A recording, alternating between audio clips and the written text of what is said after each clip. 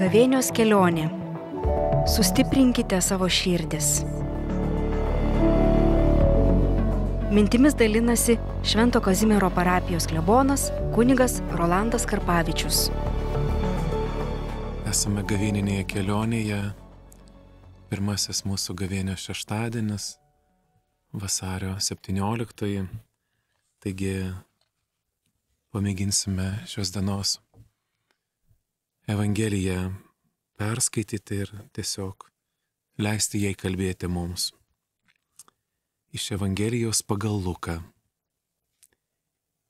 Išėjęs Jėzus pastebėjo muitininką vardu Levę, sėdintį muitinėje prie stalo ir tarė jam: sek paskui mane. Tasai viską palikęs sekė paskui jį. Levis savo namuose iškėlė jam didelį pokylį. Prie stalo susirinko gausus būrys muitininkų ir kitų svečių. Fariziejai ir jų rašto aiškintojai murmėjo ir prikaišiojo mokiniams: kam jūs valgote ir geriate su muitininkais ir nusidėjėliais? O Jėzus atsiliepė: nesveikiesiems reikia gydytojo, bet ligoniams. Aš atėjau šaukti į atgailą ne teisiųjų, o nusidėjėlio.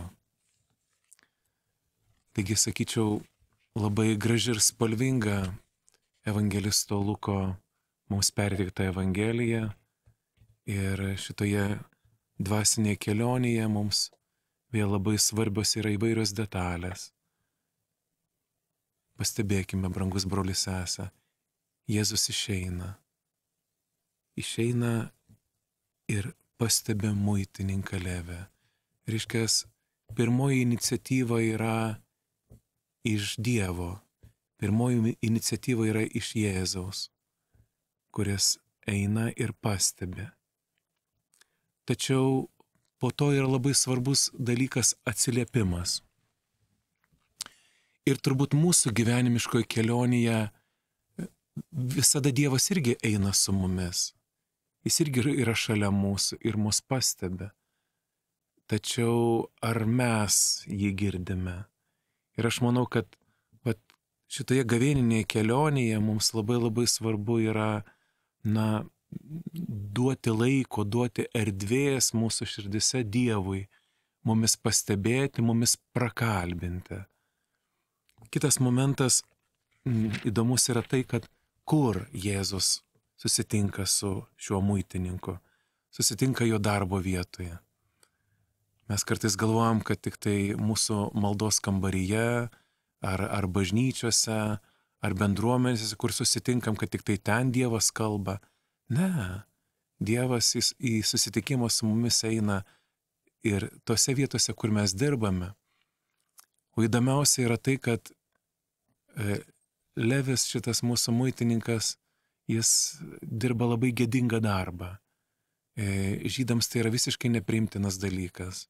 Jie visiškai ignoruoja ir jie netgi pagal jų įstatymus buvo, kad toks kaip muitininkas Levis, jie netgi negalėdavo į sinagogą ateiti, nes jie kolaboruoja su valdžia, kuri renka mokesčius ir taip toliau ir taip toliau. Taigi Dievas ateina į tas gyvenimo vietas, kur mes esame, kur mes dirbam, kur yra mūsų buitis. Kas įvyksta su šituo žmogumi, kurį Jėzus pamato ir sako: sek paskui mane. Jis išgirsta, atsiliepia ir, kaip Evangelijoje girdėjome, jis viską palikęs sekė paskui jį. O dabar pagalvokime, o ką gyvenime mums reikia palikti, kad mes galėtume sekti paskui jį? Kokius dalykus mes turėtumėm palikti, kurie mums trukdo sekti jį? Toks irgi impulsas šitos Evangelijos šviesoje mums pamastyti šią dieną. Su kuo susiduria Jėzus ir jo mokiniai? Susiduria su priekaištais. Fariziejai rašto aiškintojai, save laikydami labai teisiais, iš karto priekaištauja Jėzaus mokiniams sakydami: kam jūs valgote ir geriate su muitininkais ir nusidėjėliais? Kam? Ir čia labai įdomi detalė yra, kad ne Jėzaus mokiniams reikia duoti atsakymą, bet pats Jėzus duoda atsakymą. Ir Jėzus labai įdomų pavyzdį pateikė. Jis save pateikė kaip gydytoją ir sako, kad nesveikiesiems reikia gydytojo, ligoniams. Ir tiesiog mūsų girdimoje Evangelijoje jis pasako savo misiją, ko jis yra atėjęs, kokia yra Jėzaus misija. Jis sako, aš atėjau šaukti į atgailą ne teisiųjų, o nusidėjėlių. Taigi jis to yra atėjęs. Ir šiandieną, manau, tegu šios Evangelijos eilutės užmaitina mūsų šitą gavėninę kelionę, tegu leidžia tam Dievo žodžiui nusėsti mūsų širdise ir duoti vaisių. Gavėnios kelionė.